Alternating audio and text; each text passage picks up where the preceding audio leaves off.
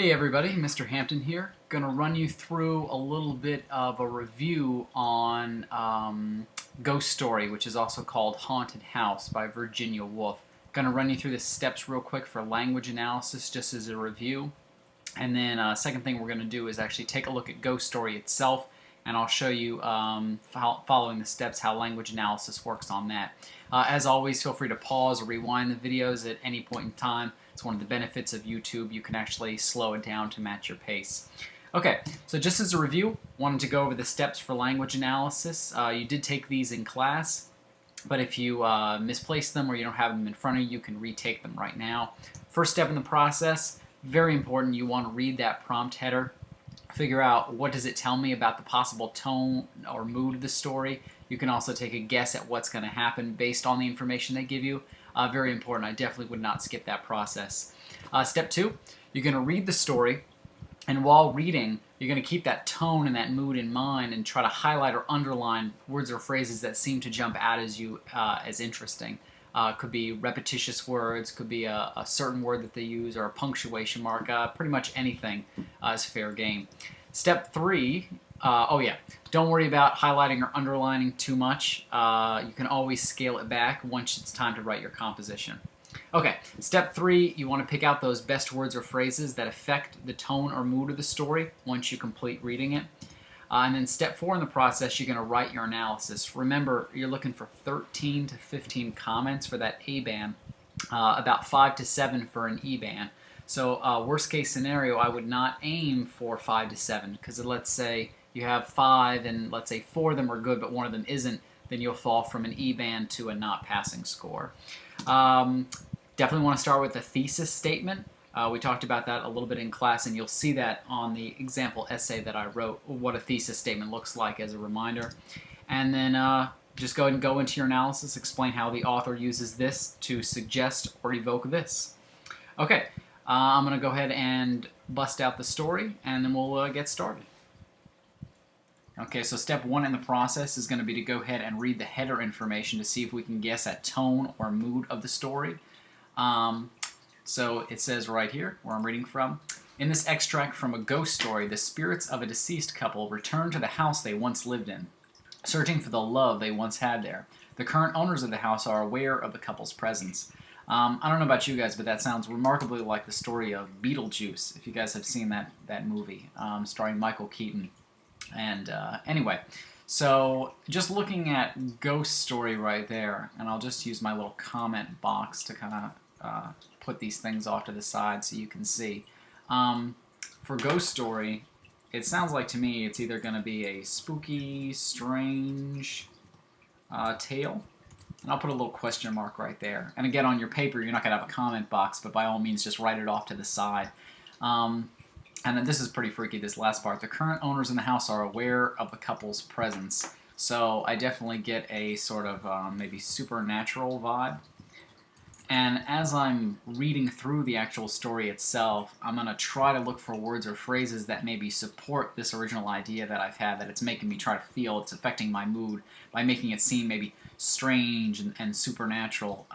And so those are the words and phrases that I'll try to look for. But as I'm reading, you never know, I might find other words or phrases that lean it in a different way. Maybe it's not meant to be a spooky story. Maybe it's meant to be funny or entertaining in some way.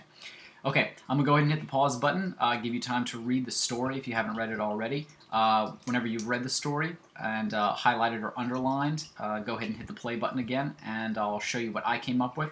And then I'll show you how to take those words and make them into your language analysis.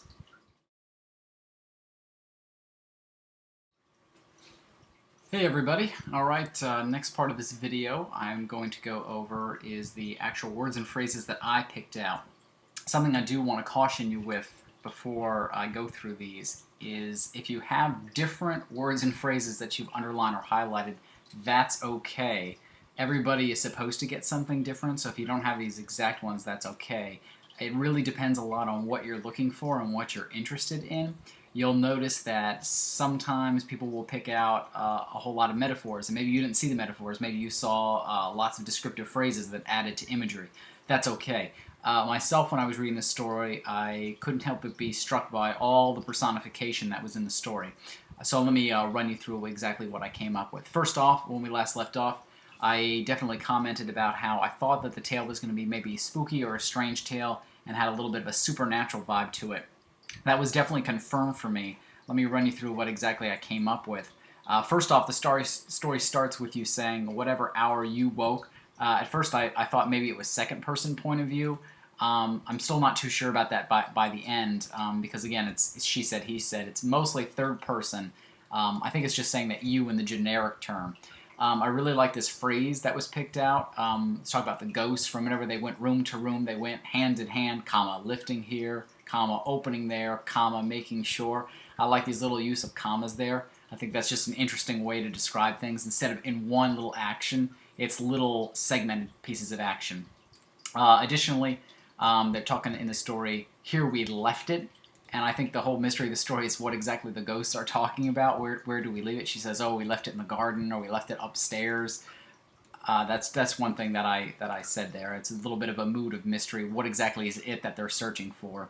Something else that I noticed reading on, I saw how they're talking about the ghosts here that, now they found it, one would be certain, and then, one might see, one might say. There's this repeated repetition of one would do this, one would do that.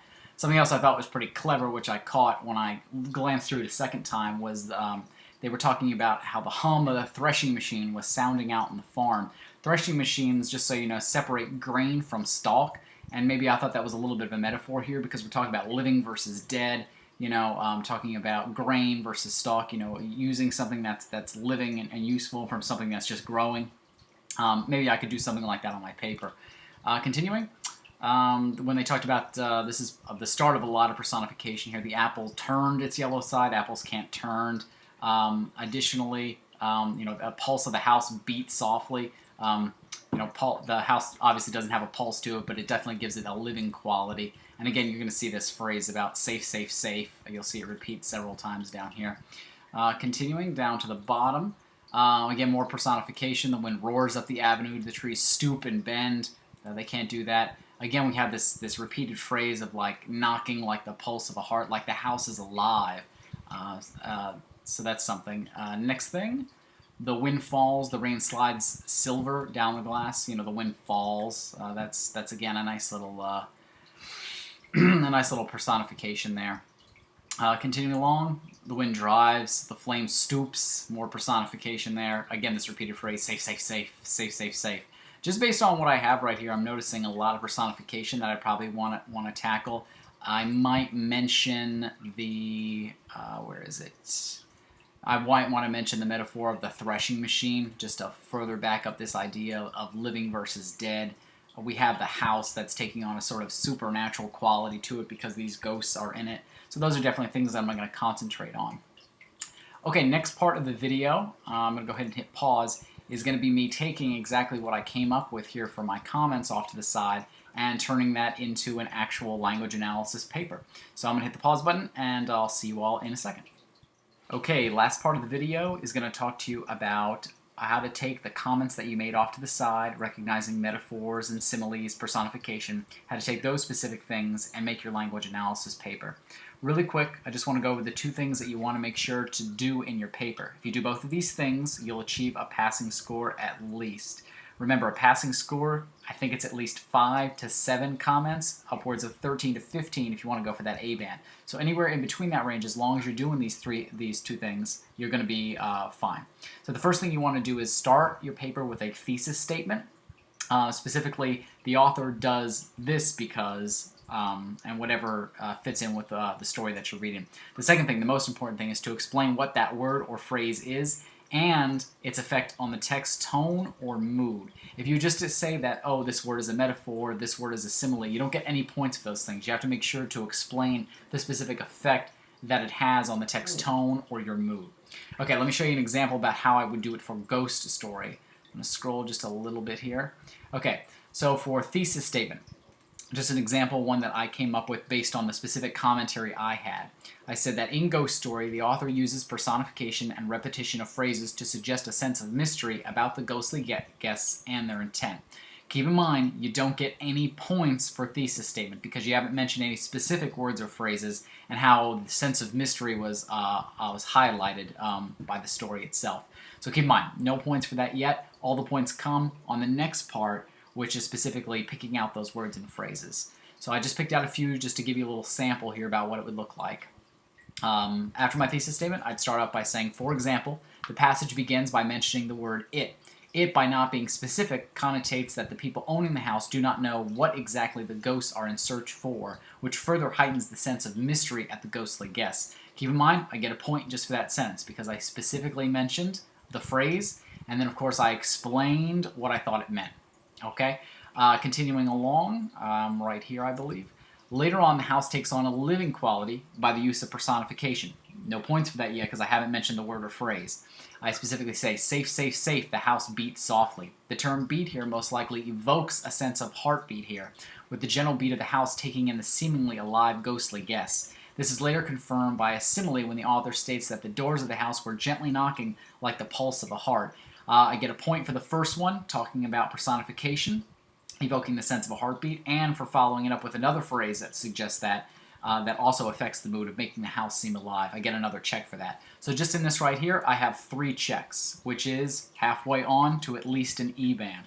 So you continue along that, even if you have to mention the same types of phrases over and over again, that's repetition, and you'd still get points for those things.